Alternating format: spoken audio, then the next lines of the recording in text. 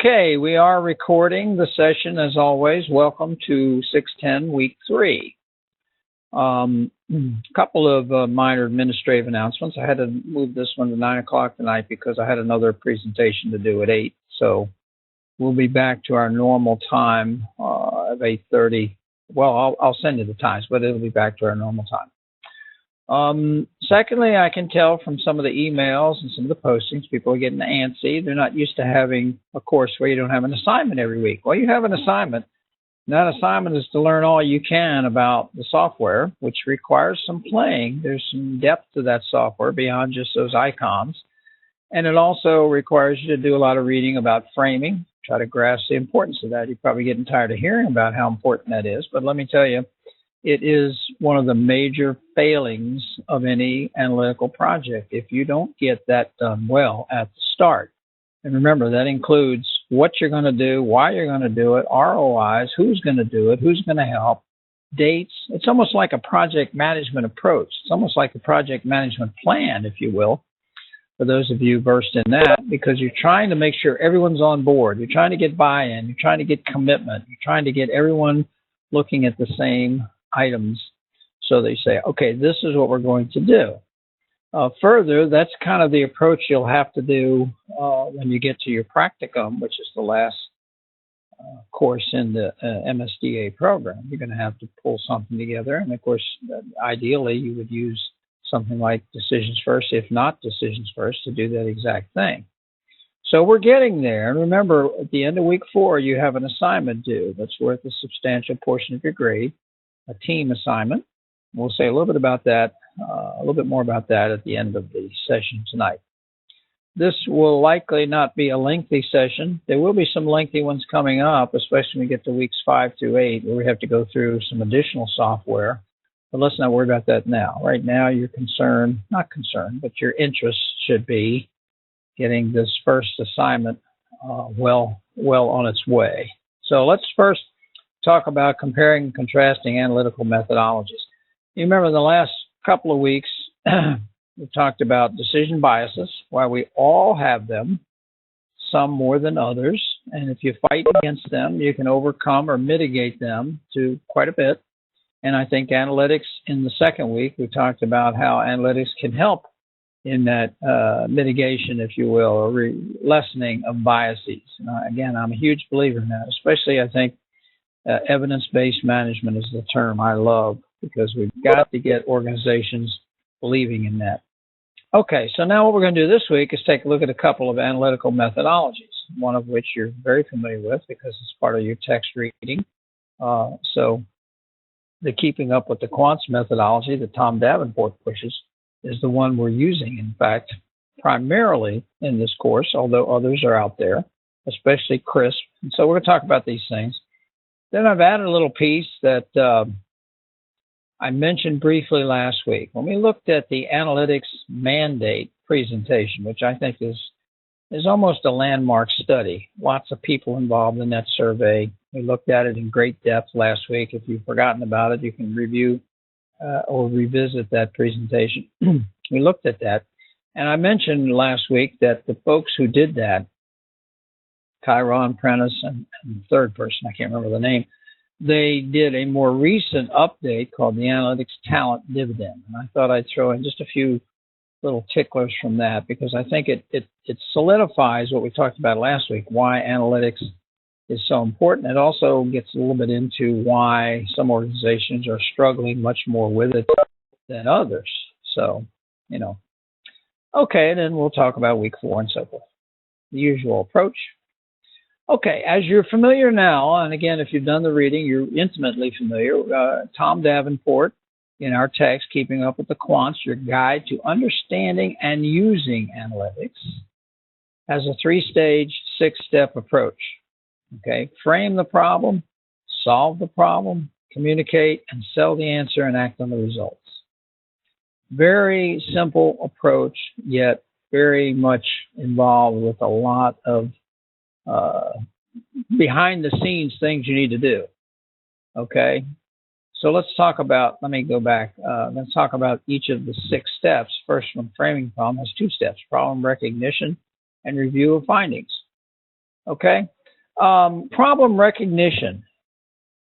Now, we say problem, but it could be an opportunity. It could be a challenge. It could be a problem. Where do these recognitions come from? Well, most organizations get them from a variety of means. Can come from curiosity, experience, a sudden need crops up, a current issue, something that's been idling there in the organization for some time, some research, and of course you have to determine the funding you're going to use and so forth. So problem recognition, first step, oftentimes an overlooked step, but a very important step, because someone has to say, we need to do better at, or we need to find out how to fix Y, or we need to investigate whether we should do Z. Somebody has to come up with that statement. You don't just say, give me a bunch of data and I'll torture it until something good comes out. You have to have a problem sort of defined, and that's a group thing. It doesn't necessarily have to come from top down. It can come from bottom up. It can come from the functional areas. It can come from the research areas, come from a variety of places. But this is your first step towards getting in stakeholder buy-in, and that stakeholder buy-in is critical. You've got to get people agreeing that we need to do something about this. And oftentimes that's hard to do. People get caught up in habit and commonplace routines, and they don't want to face things. They want to say, put that downstream or put on the back burner. And so you do have to push a little bit to get a problem recognized. I mentioned the frame analysis worksheet, which I've used in the past, which sort of helps you frame a problem, not as well as decisions first. And I filled one out for you, or I took it out of the book to fill it out for you. Because when you look at this, I still think you could start here and then go to decisions first if you chose in some ways, because it says, what's the issue? Frame it in a few words in English. What boundaries do we put on it? Because you can't say, I'm going to put everything in the analysis. What yardsticks? There's your KPIs. What reference points do we measure success? KPIs relative to what? What metaphors do we think about? Why do we think about it this way? Are we groupthink? Are we caught in a routine? What does the frame, that's what this is, emphasize? What does it minimize? Do other people in this industry think the same way? And if not, why not? And can we summarize it in a slogan? That was from the book Russo and Schumacher, Decision Traps, one of my all-time favorite books, 1989. Still valid. Still valid. Now, Decisions First helps you flesh this out in much greater detail, but you still have to start with some of these same concepts in mind. And then here's one filled out for something very simplistic, buying a new car. So again, what boundaries did this person put on it? You and I would do something different, perhaps. I'm not going to look at a used car or a foreign car. I'm not going to be influenced by financing. I'm not going to consider leasing. That does frame your problem somewhat, doesn't it? It eliminates a lot of alternatives, and you may have to justify that. What yardsticks are we going to use to measure success? Well, it's not cachet. It's not the wow factor. It's frequency of problems. No, we want something reliable. And operating costs. Want something cheap to operate, and so forth. So, I always come back to this because, in my opinion, and I use this for a long time, as a good way to frame a problem, a good way to start. And I still think it's not a bad way to start. But, of course, Decisions First goes to the next level, puts a lot more level of detail and things into that. So there's also a stake analysis worksheet you can use. If you can't answer yes to most of these questions, you may be in trouble. Is it clear that executives have a stake in the success? Have they been briefed on the problem?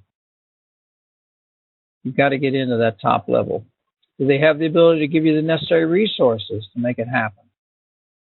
Do they support the use of analytics and data for decision making?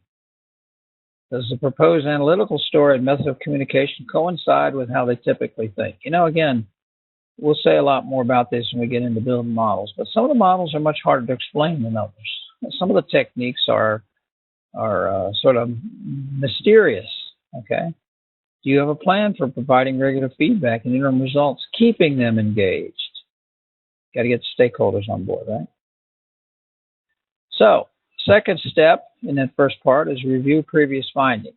Now, for us in this course, that's not as critical a step as it might be in the real world. You want to find out, have we addressed this problem before? Did someone try this before? I ran into that a lot when I was consulting more, whether it was trying to get them to build an artificial neural network or a decision tree or a rule-based approach or something. They'd say, well, we did that a few years ago.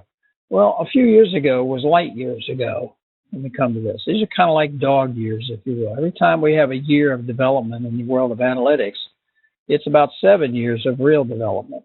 You know, things move along. Things become easier to do. They become more important. The Internet of Things shows up. It's not same old, same old. You can't say because we tried this a few years ago, it's not worth looking at it again. Of course, you may have to reframe the problem. There may be new stakeholders. You may have the government involved more. You may have more environmental concerns. You may have more other ancillary partners that are from other countries or other industries. Who knows? So you have to do reframing. Modeling. Okay. When you're modeling, what are you doing? You're representing the problem. You always leave things out. You can't model the world. Even the weather people who try, bless their hearts, to model everything, can't model everything. You have to identify the key variables. You have to make the assumptions very clear. There will always be assumptions. That's fine. Data collection. Now, I'm not going to say a lot about Stevens classification. It's a very, very worthwhile read. It's, of course, in your book. There's some details on that. But as you know, there are lots of different kinds of variables. Binary variables, yes, no, 1, 0. Nominal variables. You know, gender is a nominal variable. We can say, well, there's so many males in the class, there's so many females in the class. We can't say one is better than the other. We can say there's more of one.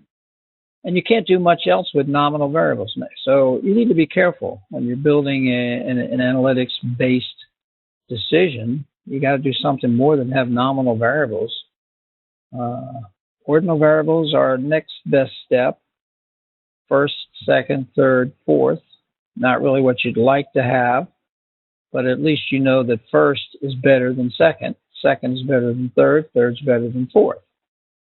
Think about a horse race. If I told you which horses finished first, second, third, and fourth, and that they were going to run again, how confident would you be in betting on them? You'd say, well, how much did the first horse beat the second horse by? If it was a nose, that's one thing. If it was 10 lengths, that's something else. So when you go from having a simple ordering of variables called ordinal variables, what you get next are interval variables. Yes, we know the order in which the horse is finished. We also know by how much each horse beat the subsequent horse. That's an interval. And you can do a lot more with interval variables. Very useful. And then final, of course, ratio variables, where you have an absolute zero. Height is a ratio variable. It can't be any shorter than 0. Other variables don't have an absolute 0. Okay? So in order to do really good analysis, and I'm just giving you a little sidebar here, this is not something that's going to influence your first assignment, but when you get into doing some of the analytics modeling, it's going to be more important to think about what kind of variables you have, because you'd like to have interval or ratio variables in order to use most statistical techniques. There's not much you can do with nominal variables. Okay. Structured versus unstructured data. Well, it turns out about 85% of the data in the world is unstructured. And guess what? We can't do much with that yet. That's kind of the next holy grail for the world of analytics. And when you get into Data650, which is big data and unstructured data, and we'll do a little bit of that when you get into Data640, where we go into great depth on all of the analytical, or the most popular analytical techniques, and do have a week or two on unstructured data. You'll see there are some things we can do, but not as well as most people would like to do. But we're going to get there, because that's the kind of data that's out there and predominant. Doesn't mean it's the most important. We can still do a lot with structured data. Structured data means numbers, spreadsheets, databases, things like that. Secondary versus primary source data. How can you be sure that the data you have is valid? You know, we always talk about the V's of data. We want valid data. We have to worry about the velocity of data. We have to worry about the veracity of data. You know, all of these things, we worry about data. Well, again, as a sidebar, I can mention that once we get the Internet of Things going, where we put sensors in hundreds of billions of objects in the world, all communicating data, we're going to have a lot more primary source data. In fact, we're going to have more than we can deal with, and we're going to have to figure out ways to deal with that. Data analysis. Identify the proper model. We're going to spend some time talking about the different kinds of models in week 5 before you jump into prediction and start building models. But really, there are a lot of considerations that go into identifying the proper model or the model technique you want to use to build your model. How many variables are there? What kind of models? Is it a prediction? Is it a classification? Is it a continuous variable? Is it a discrete variable? Are you clustering? Are you segmenting? Are you trying to predict what's next? And so forth. So we have a lot of techniques that we can consider. And then what level of measurement? Again, we're back to Stevens classification. So there's a lot of things to think about in the data analysis world. And then finally, we get to the last step of Davenport's methodology, which is to present the results. It turns out that far too many analytical efforts result in no action. Even if the model was done well, it sits there. People say, oh, well, that's interesting, because you have to then translate it. The fact that you can now identify people in the organization that are more likely to churn, i.e. leave the organization. So what? If somebody has a 30% chance of leaving the organization, somebody else has a 35% chance, somebody else has a 40% chance, somebody else has a 20% chance. What do I do with all these people? You can't just say, well, I'm going to make them all an offer they can't refuse, because it might be very costly to do that. Give everybody a discount, give everybody a bonus, give everybody an extra this and that. On the other hand, you don't want people leaving the organization because you have to recruit new customers. That's just one example. You have to turn the results of the analysis into something actionable.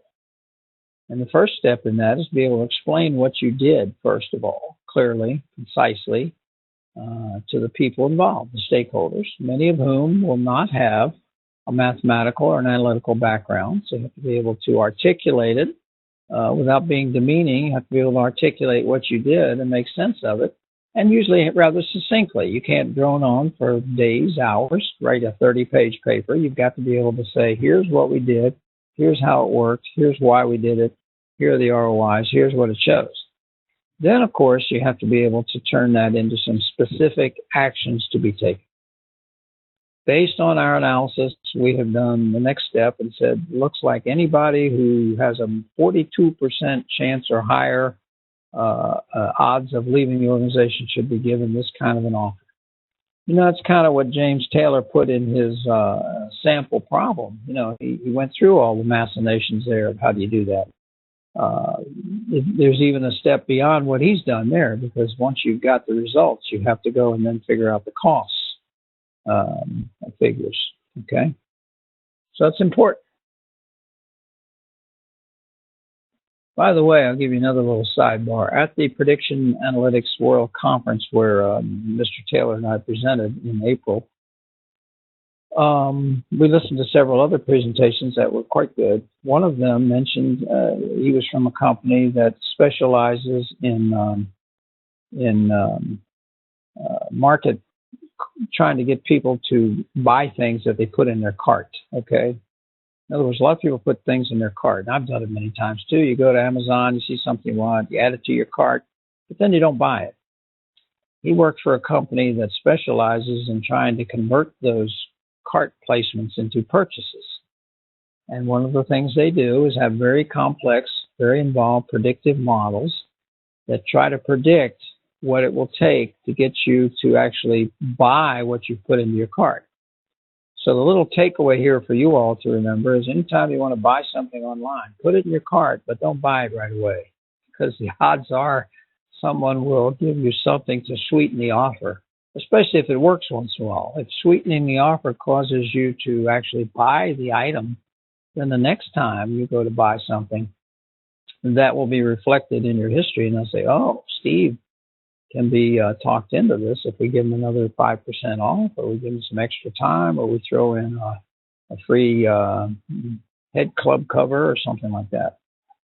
Okay, so these are all the steps in the methodology we're familiar with from keeping up with the quants. I just elaborated on them a little bit because I think they're important. Every one of those steps is important. Now, there is the other methodology that is actually the most popular methodology out there called CRISP. Okay, CRISP DM, the data mining. Cross-industry standard performance of process data mining. And it's been around for some time. I think I gave you a link. I know I gave you a link where you can download the entire CRISP methodology. But as you can see, it has 6 steps. Isn't that interesting? Because we had 6 things in the keeping up the quants methodology. And you can see there are sub-things or sub-items under each of the 6 steps. And so I want to go through those very quickly. Oh, by the way, before I go through those quickly, let me say that someone has done a study to show that here's how much time is usually or should be spent on each of those steps. You will notice that an awful lot of time, 60%, is spent on getting the data ready for the model, including business requirements, including assessing your data and extracting it and cleaning it up. And there's only 40% spent on the remainder, which is building the model, evaluating the model, and deploying the model. Now, of course, that shifts, ebbs and flows, and part of that's because the modeling technologies that are out there do all the heavy lifting now in terms of the quantitative calculations. But you still have to know a lot about the model. So I'm going to say a little bit about that. But that's sort of a recommended thing. It's kind of interesting because remember we had that quote from Einstein: if he had an hour to save the world, he'd spend 59 minutes framing the problem and 1 minute solving it. Okay? If you go back to the Decision Traps book that I mentioned, they recommended about 40% of your time be spent framing the problem, and about the other 60 divvied up among gathering the data, generating alternatives, evaluating alternatives, and deploying alternatives. So it's similar. You can see, again, there are a lot of steps in here. So it can be an iterative process. It doesn't have to be linear. It's not like you do one step, move on, and you never go back. No, you may have to go back. You likely will have to go back as you gather more data, as you flesh out the frame, as you build models that may not come out the way you want. You're likely going to have to circle back and do more an iterative process. Okay, let's take a look at each of these pieces one at a time. Business understanding. Again, this is a little bit of a blow up of that. Look at what you have to do. Determine the objectives, assess the situation. That's the same as finding the problem, isn't it? Determine the data mining goals, produce the plan. So I said that framing the problem was a lot like a project management plan, and it is. So this phase focuses on understanding the objectives and requirements from a business perspective. Okay, business perspective. Okay, not from an analyst perspective, from a business perspective. And that, again, points out the need to have the functional folks involved. First of all, they know more about the data sets you're going to be using as an analyst. And secondly, they know more about the problem and what they'd like to see come out of that. Okay? So you got to get them involved. Data understanding. Look what that consists of. Collecting the data, describing it, exploring it, and verifying and calling. In other words, cleaning up the data, although some of that's over in data preparation. But at least go get the data. Because if you don't have the data, obviously, you can't do much. You can't build an analytical model without data. So get familiar with the data, identify the data quality problems, get insights into the data. Again, I think the functional folks would have to help you because they would know more about the data set than you, the analyst, would initially. And maybe form some hypotheses. Data preparation. Okay, here's where we have to go in. Select it, clean it, construct it, integrate, format. You'll be doing a lot of that when you're building models in the real world. You'll do some of that in this course. You'll do a significantly larger amount of that in Data610, where you build more in-depth models. But data preparation tasks are likely to be performed multiple times and not in any prescribed order.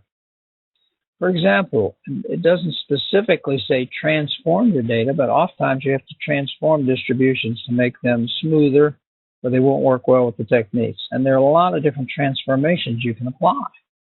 There's probably 15 or more right there built into SAS Enterprise Miner, and some built into prediction that you can apply and try and see how well that works. What's really interesting, coming back to the same point I've mentioned a couple times, what's really interesting, and you'll find this when we get to building the models, is that because the heavy lifting is gone, where once you have your data set up properly, once it's cleansed, pure, ready to go, and you say, build me a decision tree, you hit enter and it's done. So you now can do what? Well, you certainly can build more decision trees. You can build more regression models. You can build more neural network models. So you can build more models of any type. And now you need a good way of comparing those models somewhat in the evaluation stage. Modeling. Okay, here's where you apply various modeling techniques. And of course, there's no one modeling technique that is best for all circumstances. Otherwise, it'd be easy. Okay, we have multiple modeling techniques. It's almost hard to predict which one's going to be the best for any particular problem without a lot of experience, and even then, people are oftentimes blindsided. So you need to basically try a lot of different models. And of course, some techniques are require more care and handling than others. So, this is something we'll get to a little bit later in this course, and then greater downstream. Evaluation. What happens when we get a bunch of models? Well, we need to evaluate them. See if it makes any sense. See how well they do against the KPIs. So, if we can evaluate the models, and of course, when you have multiple models, we also have multiple measures of accuracy. We'll talk about that in weeks 5 and 6 of this course. So you have to evaluate the results and figure out what to do next. And then finally, deployment. Creation of a model is generally not the end of the project. You have to deploy it. Some models are much easier to deploy than others. It says sometimes it's as simple as generating a report that says do it, or as complex as implementing a repeatable data mining process across the enterprise. If you have a decision tree and you turn it into a set of rules, you've got to be able to articulate and embed those rules. So this is a little more depth on the CRISP DM methodology. You can spend a lifetime studying it, analyzing it. It is the most popular methodology out there. I gave you some links. If you look in the supplementary reading, you'll see that every time they do a survey, the CRISP DM finishes first. So let's do a little comparison. CRISP DM versus Davenport. How are they similar? Well, from my perspective, they're similar in that they both emphasize framing and understanding the problem first. That is the first step. So they both do that. They both have an emphasis on collecting the proper data. That is similar. They both include iteration as part of the process. And they both place an emphasis on explaining and presenting the results. Now, where are the differences? Well, I think Davenport emphasizes a lot more making sure your stakeholders are co-opted into the process. I think Davenport really thinks that's critical. And I think he puts more emphasis on the presentation and selling of the answer. It's in there in both of them, but I think the Davenport emphasis is greater. On the other hand, I think CRISP puts a lot more emphasis on comparing the data. Okay, so they have some slight differences, but they're very similar. Either one will work. It's just you're going to hear about both of them when you go out in the real world, so you need to have that under your belt. And there's a third one that gets covered in Data610 called the SEMMA, S-E-M-M-A methodology from SAS, but we don't want to worry about that in this course. Now, as I said, I've put a few slides in here from the latest presentation from the folks at MIT Sloan, where they followed up on the analytics mandate presentation and did one on the analytics talent dividend. They did a presentation. What this shows here is the percent believing that business and analytics creates a competitive advantage in the organization. For the first time, they saw this actually, well, it went down a little bit in 2013, but it actually dropped substantially. And the obvious question would be why? We've seen analytics hyped as the answer to everything. Why would surveys show organizations less likely to say that analytics gives them a competitive advantage? Well, the answer would be either analytics isn't working, or perhaps there's another answer, and that is they don't have the talent to make it happen. It turns out it's the latter for the most part. So first signs of a diminishing return, and mostly because there's a gap in being able to effectively use it. So the question was phrased a little funny, perhaps, but percent reporting an increase in access to useful data, percent reporting they're effective at using insights to guide future strategy. And you notice there's a gap. That's part of that talent gap that you need talent in the organization to overcome. Now, you all are going to provide that talent. When you graduate, hopefully you're going to go out and be the data scientist, the business analyst who will make it happen. But right now, there is a talent dearth. And what they found out when they went into greater depth in this survey was the talent was probably lacking. Lack of analytical skills, key inhibitor. And here are the areas that are the biggest ones. Turning insights into action. That's why I emphasized it tonight, and I have emphasized in the past. When you get the report, when you get the analytics, the model all done, you still got to act on it. That's where Mr. Taylor also believes in that. Aggregating multiple data sources. That's going to become even more important as we get the Internet of Things, because you can be able to pull data from sensors, from point of sale, from RFID cards, from everywhere. And you're going to have to take different kinds of data and aggregate those. And then lack of appropriate analytical skills. So those are the three biggies. Technology is no longer the primary roadblock. Let me repeat that. Technology is no longer the primary roadblock. When you see how well these software packages work, and some of you saw that, I mean, even with RapidMiner, you saw that. You saw how easy it is to create a model and turn it into a reasonably good model without doing much more than clicking a few things. Now you have to understand what you did and why you did it. We're going to get into that.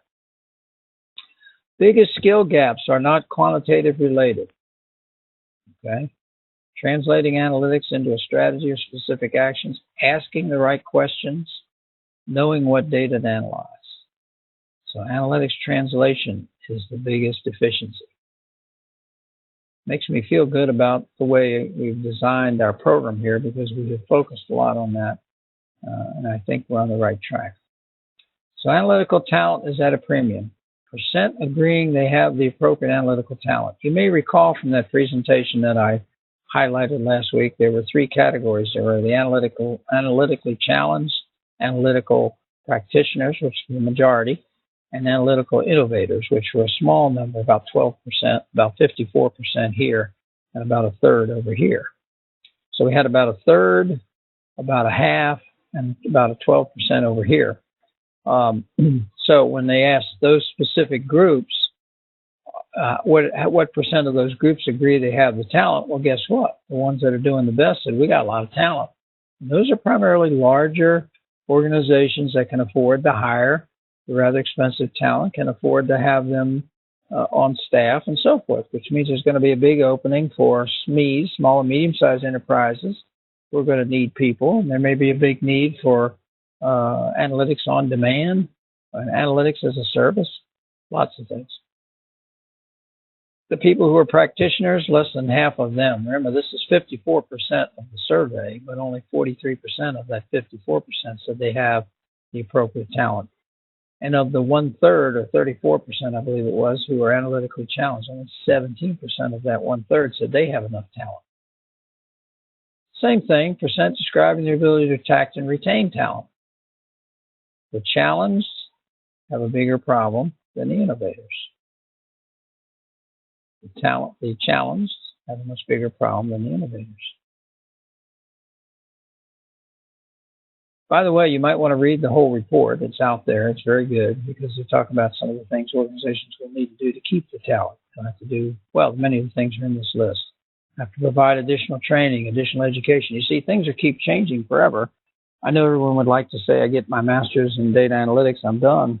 That's not true. We see changes even from semester to semester in what I teach in my courses, because, you know, new techniques come out, or better ways of doing old techniques, or better ways of handling data, or better ways of combining data, or better software. So it's continuous upgrading of skill sets, in my opinion. How is your organization getting analytical skills it needs? That's an interesting question, isn't it? One, when I saw that, I said, well, I'm very interested in that, because I want to know, are we getting them from universities like UMUC? Are we growing them in-house? What are we doing? So here's the biggie. The biggie is that they're doing a lot of growing in-house on-the-job training. The analytical innovators doing more than the challenge, but everybody seems to be doing a lot of on-the-job training. Now, on-the-job training is very, very useful because, as I told you can get in the classroom and learn the techniques. You can learn the theory. You can learn what it says in the textbooks. The only place you actually get good at it is, of course, out there doing that, which is why we try to give you enough opportunities to do real problems in the program so that you get a little flavor for that. But you need to go out there and really do real problems and run into all the twists and turns in the road. We hire people with analytical skills from universities. Well, that finished second. That's good, because that's what you all are striving to be. We hire people with analytical organizations from other organizations. So why not get them from your competitors? We develop analytical skills through formal training. We outsource it, and we outsource analytical activities to individual consultants, and we outsource to other organizations, so analytics on demand. So these are small at the moment, but again, you can see that there's quite a variety of ways of obtaining the skills. You also can see that in each case, except for the last couple, the innovators are doing a better job than the challenge. And the challenge sort of have to outsource it because they don't have the talent, right? Interesting. At least I think it's interesting. Percent who give preference to people with analytical skills. It'd be good to know for your hiring, wouldn't it? 65% of the innovators give preference to people with analytical skills. So you want to be able to emphasize that on your resume. Preference for analytical skills is a key differentiator. Integrating the talent is important. Percent who are successfully integrating analytics talent and traditional data workers. And again, you can see the innovators always doing better, seems like. I would say integrating the talent with the functional folks is also important, not just the data folks. The data folks are help you with the IT problems, but the functional folks own the key to the understanding of the data sets. And without that understanding, you're going to struggle. Okay, enough of that. We're off to, again, if you want to read that whole report, I think it's well worthwhile. Well, let's talk about week 4. Now, again, I've emphasized this week after week that you should, by now, certainly have a thorough understanding of decisions first. A thorough understanding. Be able to drill down, fill it out, do all kinds of things. It's a team assignment. The guidance is contained. And the guidance there at the website is pretty detailed as to the steps you've got to do. Okay? You're also going to include, as a separate item, a small set, 5 to 7, I would hope, view graphs that you would have used had you had the opportunity to present your study to the stakeholders, I being, of course, the key stakeholder. So you have to be succinct. You can't have 50 slides there. No. And it summarizes your presentation, right? We also mentioned that, what kind of, you obviously are making, I won't say making up entirely, but you're assuming a problem. Unlike assignment 4, where you have to do the same work individually for this course for a real problem from your organization, on this first one, the focus is on the framing and the understanding of the software. So I'm allowing you to create your own problem for your team to work on. Now, clearly, the example that Mr. Taylor gave is a good one. What kind of an offer can I make to someone who looks like they're likely to churn? First of all, I have to know how likely are they to churn, and you saw how all that fit together. Then I have to look at the policies and the rules. I have to look at the kinds of offers that we can make legally. I have to look at the laws, the rules, the regulations. So that's why that little example problem that Mr. Taylor outlined so thoroughly is so good, because it is a very good example of exactly what we're talking about. So what do you do for your problem? Well, you should pick something fairly similar from the world of that would require an analytics solution. Again, the churn is a popular problem. If you're going to do the churn, I would expect to look at it a little differently than Mr. Taylor's. Obviously, you need to go out and do a little research and say, what kind of aspects would I be interested in if I'm outlining a problem dealing with churn? You could also talk about or analyze what kind of a product to offer someone who's already bought a product. That's an association model. You know, we build a model that says, oh, this guy bought butter, let's offer him eggs. Or this guy bought bread, let's offer him something else. So you basically could build an association kind of problem. Remember, you're not going to build the analytics model. You're just going to put a little placeholder down there and maybe a short description of what might go in there, but you're not going to build the model. You could build a model. You could build an approach that says, what do we do, or what action should we take about a fraudulent transaction?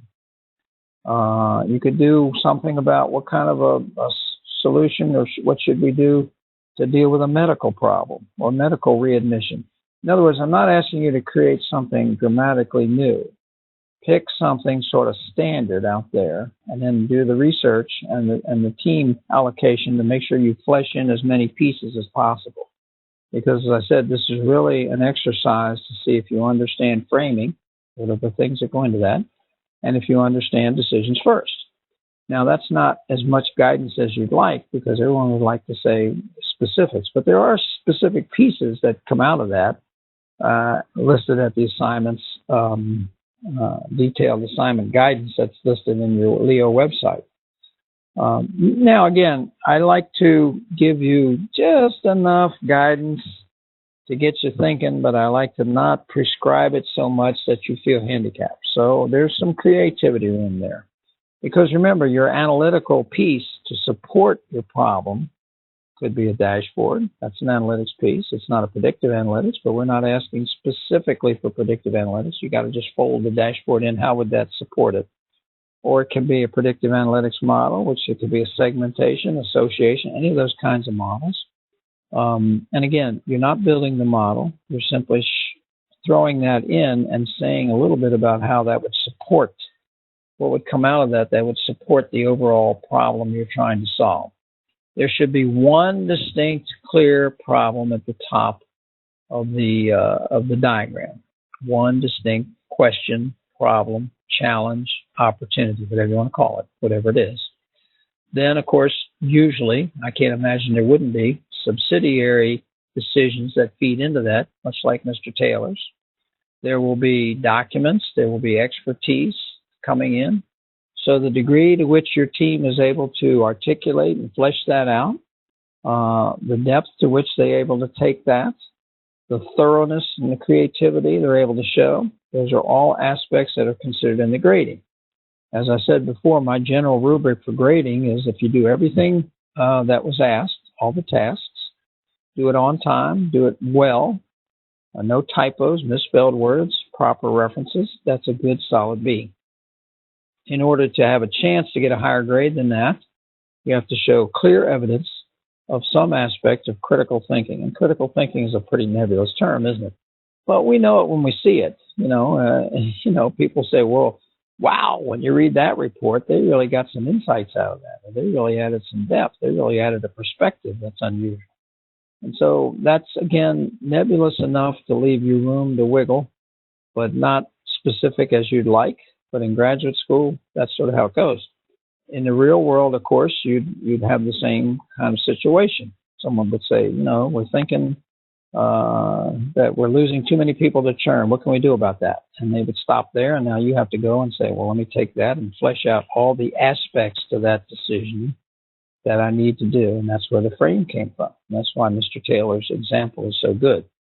You can sort of mimic his, but obviously make it different. In other words, you can deal with a churn problem. You wouldn't want to have the exact same pieces. But again, this is a chance for you to show that you understand decisions first, because you're going to need it later on in the course. And you're going to need it when you get to the practicum, most likely. Okay?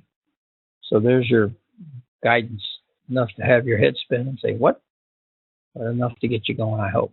Oh, let me just say, next week we're going to look at, of course, you'll be busy putting together your final project. Obviously, I've seen a lot of activity in most of the work groups assigned to the discussion areas. You each have a separate work group. I've seen a lot of activity in several. I've seen not much activity in a couple. So, again, if you're doing a lot of thinking and brainstorming, it would be helpful if it showed up in those discussion areas set up for your team. So I know that you're on pace and thinking about things. I'm not grading those. I'm just saying it helps me have a warm, fuzzy feeling that there's activity going on among the team members, that they're meeting, they're discussing things, they're thinking this through, they're asking questions, etc. Next week, we're going to talk a little bit about how you assess your organization's maturity, analytical maturity. IBM has a very good tool to do that. Just like when we did the decision-making tool, it would be helpful, it's not mandatory, but it would be helpful if all of you, or at least a substantial portion of you, would go and assess your organization's analytic maturity. One of the things I have been a believer in for many years is that what gets changed is what gets measured. If you don't measure something, it's easy to say, we're doing fine with that, okay? So when you start measuring it, and of course some of these tools are pretty squishy, but when you start measuring it, then you start saying, gee, last year we were an 8.3. I'd like to get us up to a 9 this year. And so you start looking for ways to improve that. So what gets measured gets changed, hopefully better. And so I'm a big believer in finding ways to measure everything, whether it's morale or creativity or whatever. There are ways of doing that. Are they perfect? Are they as objective as we'd like? No, but they're better than not measuring it at all. So I think this tool, and there's another tool from Informs that I'll probably make available too, but there's a tool here for assessing your organization's analytic quotient or analytic maturity. And the reason you want to do that is because that will help you get a good grasp on how much of a problem it's going to be to change that if you'd like to change it. If you'd like your organization to become more evidence-based management style, make more use of analytics, you better find out where they are in terms of analytic maturity, because they might not be ready for that. And that's not pejorative, that's just the way things are. So you start and you move along the curve towards becoming more analytically mature as an organization as best you can. And one of the ways to do that is be able to have talent on board that can make successful projects involving analytics work. Okay, so that's that. Okay, we're always up to our last slide. As always, if you have a question for right now, you can ask it. If you have a question anytime during the week, you can post it either in the Let Me Have Any Questions or the appropriate discussion area. Or if it's something you'd rather discuss just with me, you can email me, something dealing with your group or yourself. As always, I'm available to answer questions for most of the week. I try to get all feedback back to you within a day or so, unless it's a weekend, and sometimes I'm tied up. Are there questions for tonight that are burning in your mind right now? If not, I will go and stop the recorder. I can get the icons to come up. First, I'll stop sharing. And then I will stop the recorder.